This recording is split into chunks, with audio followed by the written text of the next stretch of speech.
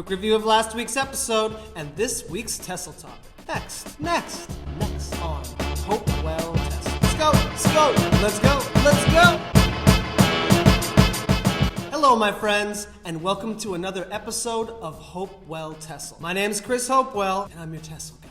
What can I say? I'm your TESOL guy. Time to review last week's episode. Last week, we talked about Stephen Krashen's 5 stages of second language acquisition. Quick review. The first stage is the silent receptive stage, where students have very few oral skills and mostly point and gesture. The second stage is the early production stage. Here, students' listening is becoming better, and students have a limited number of words and phrases. The third stage is the speech emergence stage. Here, students are getting better and can produce simple sentences, but they still make a lot of errors. The fourth stage is the intermediate fluency stage. Here, students are showing a high level of accuracy and are able to express thoughts and feelings. And the fifth stage is the continued language development or advanced fluency stage. Here, students are communicating with varied grammatical structures and are comparable to native speakers. Okay, so what is today's TESOL topic? Today's TESOL topic is the characteristics of adult language learners, or Malcolm Knowles' 6 characteristics of adult learners. This is really about the differences between adult language learners and young language learners, or children. So I suppose we can guess what next week's topic is. Your guess is as good as mine. Adults and children don't bring the same characteristics to the language classroom. One group is not necessarily better than the other. They're just different, each with their own strengths and weaknesses. So it is very important that the language teacher understands the characteristics of the age group they're teaching, so they can cater the class to their students' unique needs. Okay, so let's look at the characteristics of adult language learners. Here we go. Well, what are characteristics? Good question. Characteristics are features or qualities belonging typically to a person, place, or thing and serving to identify. Shout out Wikipedia. Basically, characteristics are traits that make a person, thing, or group different from others. So, I guess we're talking about what makes adult language learners different from other language learners. So, what are Malcolm Knowles' 6 characteristics of adult learners? Here we go. Well, Malcolm Knowles coined the term andragogy.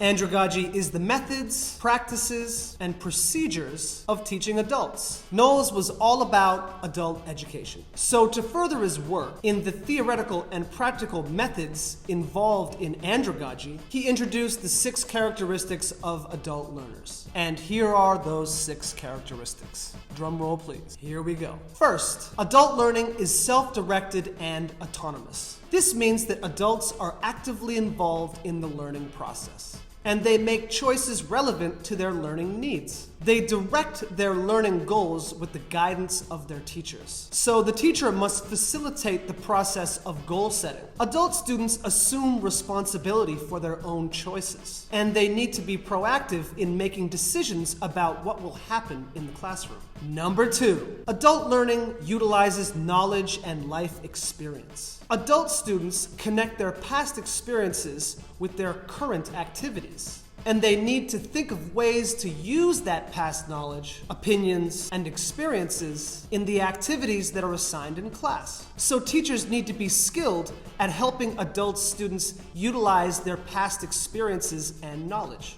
Number 3, adult learning is goal-oriented. Adults have goals that children don't. They have families, responsibilities, and careers. They're probably not in the class to just have fun, but maybe some are. That's okay, no problem. Fun is good. Adults are motivated by specific life concerns, so it helps if the class is relevant to what they're focusing on in their real lives. This means that learning outcomes should be clearly identified. Once the goals are made clear, the activities should be geared towards helping students acquire levels of language proficiency that help them achieve their goals. Number 4, adult learning is relevancy oriented. Like I said, adult students need to relate assigned tasks to their personal goals. If an adult learner knows how and why a particular task will help them achieve one or more of their goals, they will be motivated to do their best. Conversely, if adult learners don't believe an activity is relevant to their goals, they will not be motivated and will probably do a subpar job. Oh no.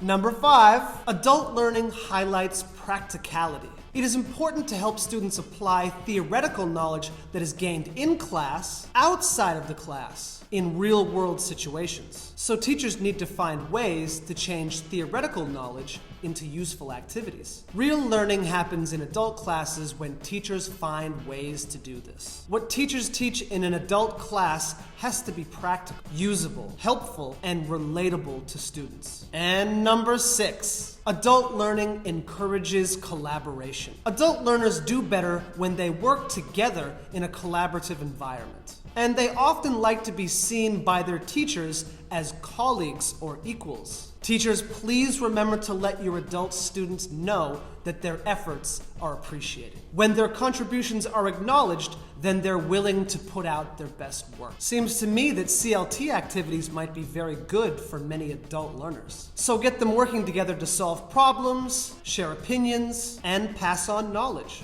Okay, my friends, that's it for today's episode. I hope it helps you to better understand the characteristics of adult learners and how they might differ from young learners.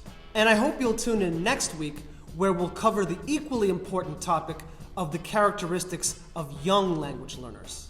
If indeed this episode was useful, please don't forget to hit the like button and subscribe. And I'll see you next week for another episode of HOPEWELL TESOL. And remember, if you want it to go well, you gotta hope well.